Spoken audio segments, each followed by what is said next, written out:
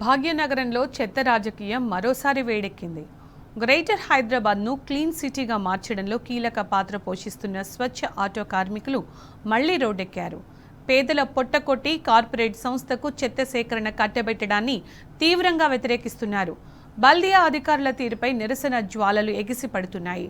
అసలు స్వచ్ఛ ఆటో కార్మికుల ఆగ్రహానికి కారణమేంటి? బల్దియాకు వీరికి మధ్య జరుగుతున్న వివాదం ఏంటి?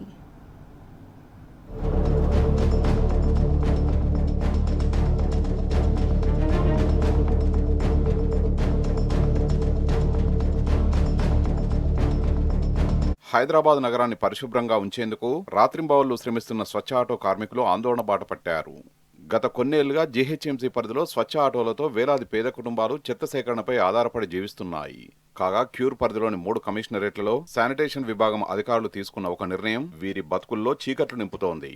ఇప్పటి వరకు గత ప్రభుత్వ హయాంలో ఇచ్చిన స్వచ్ఛ ఆటోలతో ఇంటింటికి వెళ్లి చెత్త సేకరిస్తున్నారు స్వచ్ఛ ఆటో కార్మికులు. సెకండరీ స్టేషన్ వద్ద రాంకీ సంస్థకు హ్యాండ్ ఓవర్ చేస్తున్నారు. ఇక్కడి నుంచి లారీలు టిప్పర్లతో జవహర్ నగర్ లోని డంపింగ్ యార్డుకు తీసుకువెళ్లి అక్కడ ట్రీట్మెంట్ ప్లాంట్ సహకారంతో వ్యర్థాలను ప్రాసెసింగ్ చేస్తున్నది ఈ సంస్థ. ఇలా ప్రతిరోజు 3 కమిషనరేట్లలో కలిపి ఉత్పత్తి అవుతున్న సుమారు 9,000 మెట్రిక్ టన్నుల చెత్తాచెదారం తొలగింపులో స్వచ్ఛ ఆటో కార్మికులు కీలక పాత్ర పోషిస్తున్నారు.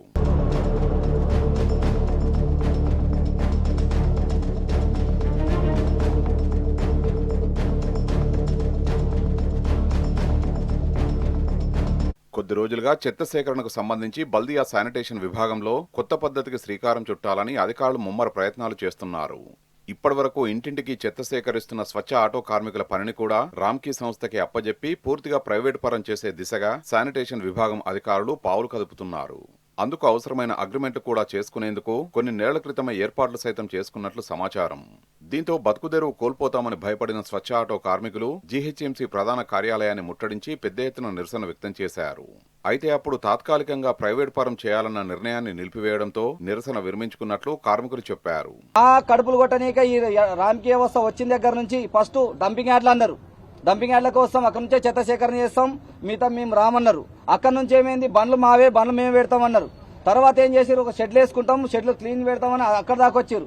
ఇప్పుడు ఏమైతుంది, చెత్త కూడా మేమే సేకరిస్తాం. ఈ చెత్త సేకరించేసే వాళ్ళు గత 20 ఏళ్ల నుంచి ఏం పీకుతున్నారని అడుగుతున్నా నేను. మా కడుపులు కొట్ట నీకు ఎందుకు ఇంత కుట్ర మీకు? మా చెత్త సేకరణ చేస్తే తప్ప మీకు బతుకు తెరువు లేదా? గత 30 ఏళ్లుగా మేము చెత్త సేకరణ రూపాయల నుంచి చేసిన వాళ్ళం మేము ఎక్కడ పోవాలా? మా పిల్లలు మేము రోడ్డు మీదకి పడాలనా? కేసీఆర్ గారు ఉన్నప్పుడు మాకేదో చెత్త బండ్లు వేయడం జరిగింది, అంత కొంచెం వృక్షాలుండే. ఆ బండ్లు ఇచ్చిన తర్వాత కొంచెం మా భవిష్యత్తులు బాగుపడుతున్నాయి, మా పిల్లలు చదువుకుంటున్నారు. మళ్ళా ఆ బతుకు కూడా మేము బతకూడదా? కనీసం మా పిల్లలు చదువుకునే హక్కులు కానీ లేవా? పని తప్ప మాకు ఏరే పని తెలియదు. మా చిన్నప్పటి నుంచి మా తండ్రులు ఈ పని చూపించే మమ్మల్ని పెంచినారు. ఈ రోజు ఈ పని మేము బతకలేమంటే మేము ఎక్కడ పోవాలా? ఒక రోజేమో కమర్షియల్, పెద్ద కమర్షియల్ మాత్రం తీస్తామంటారు, ఒక రోజేమో పాండాబాతో సహా అపార్ట్మెంట్ సహా మేమే తీసుకుంటామంటారు. మాకు దీని మీద క్లారిటీ ఇవ్వాలా ప్రభుత్వం. మాకు జీవో రద్దు చేసి మా భవిష్యత్తు మీద ఎవరికి పత్తనం లేకుండా మా బతుకులు మమ్మల్ని బతుకులిస్తట్లు ఉండాలని మేము కోరుకుంటున్నాం. ప్రస్తుతం చెత్త సేకరిస్తున్న స్వచ్ఛ ఆటోలను సుమారు 10 ఏళ్లుగా వాడుతున్నారు. దీంతో పాటు పర్యావరణ పరిరక్షణలో భాగంగా ఆటోలకు బదులుగా ఎలక్ట్రికల్ వాహనాన్ని కొనుగోలు చేయాలని 3 కమిషనరేట్ల శానిటేషన్ విభాగం అధికారులు తీర్మానించారు. అయితే ఈ వాహనాలను ఇన్నాళ్లు చెత్త సేకరిస్తున్న కార్మికులకు కాకుండా వ్యర్థాలను ట్రీట్మెంట్ చేస్తున్న రాంకీ సంస్థకు కార్పొరేట్ సోషల్ రెస్పాన్సిబిలిటీ పద్ధతిలో ఇవ్వాలని నిర్ణయించినట్లు సమాచారం.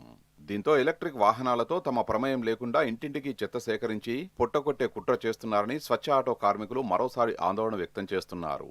ఇప్పటికే మల్కాజిగిరి మున్సిపల్ కార్పొరేషన్ పరిధిలోని ఓ హోటల్ నుంచి చెత్త సేకరించేందుకు రామ్కీ సంస్థ ఒప్పందం చేసుకున్నదని, అడిషనల్ కమిషనర్ స్థాయి అధికారి సహకారంతోనే ఇదంతా జరిగిందని ఆరోపిస్తున్నారు. మల్కాజిగిరి మున్సిపల్ కార్పొరేషన్ ప్రధాన కార్యాలయం ముందు బైఠాయించి నిరసన వ్యక్తం చేశారు. ఈ రోజు మల్కాజిగిరి మున్సిపల్ ఆఫీస్కి రావడం జరిగింది. మేము స్వచ్ఛాట కార్మికులందరం కూడా ఇక్కడికి సమస్య మీద రావడం జరిగింది. రామ్కీ వ్యవస్థని జీహెచ్ఎంసీ వారు పెట్టి మేము రోజు చేసుకునే ఉపాధిని పుట్టగొట్టే విధంగా చేస్తున్నారు. ఇక్కడ మైఫిల్ హోటల్లో కూడా మా కార్మికుడు చేసుకునే దగ్గర ఈ జీహెచ్ఎంసీ అధికారులు వచ్చి వాళ్ళకి అగ్రిమెంట్ చేసి ఇవ్వడము చాలా బాధాకరం. మేము గత ఎన్నో సంవత్సరాల నుంచి వీటి మీద ఉపాధి మీద మేము ఆధారపడి ఉన్నాం. మా కుటుంబాలన్నీ వీటి మీద ఆధారపడి ఉన్నాయి. దగ్గర 15,000 మంది కుటుంబాలు ఉన్నాయి. వీటి మీద మా పుట్టగొట్టే విధంగా జీహెచ్ఎంసీ అధికారులు మరి రామ్కీ అధికారులు వచ్చి మా జీవన ఉపాధి లాక్కోవాలనేసి ప్రయత్నాలు చేస్తున్నారనేసి మా కార్మికులందరూ చెప్పడం వల్ల మేము అందరము యూనియన్ లీడర్లు అందరం కలిసి అధికారుల దగ్గర రావడం జరిగింది. మా కడుపులు కొట్టే విధంగా మా కార్మికుల దగ్గరకు వస్తే మాత్రము ఊరుకునేది లేదు. ఏడికైనా పోరాటాలు చేస్తాం. గతంలో తెలంగాణ పోరాటాలు ఏ విధంగా అయితే చేశామో ఆ విధంగా మా హక్కుల కోసం మేము పోరాటం చేస్తామో. మా ఏ ఒక్క కార్మికుడికి, స్వచ్ఛాట కార్మికుడికి అన్యాయం జరిగినా ఊరుకునేది లేదనేసి జేఏసీ చైర్మన్ గా తెలపడం జరుగుతుంది. అనాదిగా తమ తండ్రుల కాలం నుంచే వారసత్వంగా చెత్త సేకరణ పనులు చేస్తూ జీవిస్తున్నామని స్వచ్ఛ ఆటో కార్మికులు చెబుతున్నారు. ఈ వృత్తిపైనే తమ భార్య పిల్లల జీవితాలు ఆధారపడి ఉన్నాయని, ఉన్నపలంగా జీవనాధారాన్ని దెబ్బతీసే కుట్రలు చేస్తే ఎలా బ్రతకాలని ప్రశ్నిస్తున్నారు.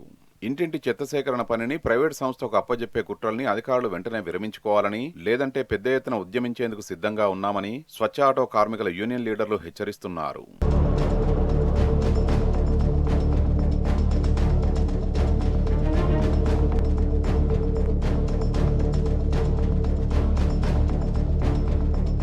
ఇంటింటికి తిరిగి చెత్త సేకరిస్తూ హైదరాబాద్ మహానగరాన్ని శుభ్రపరుస్తున్న స్వచ్ఛ ఆటో కార్మికుల ఆందోళనపై ప్రభుత్వం, అధికారులు ఎలా స్పందిస్తారో వేచి చూడాలి.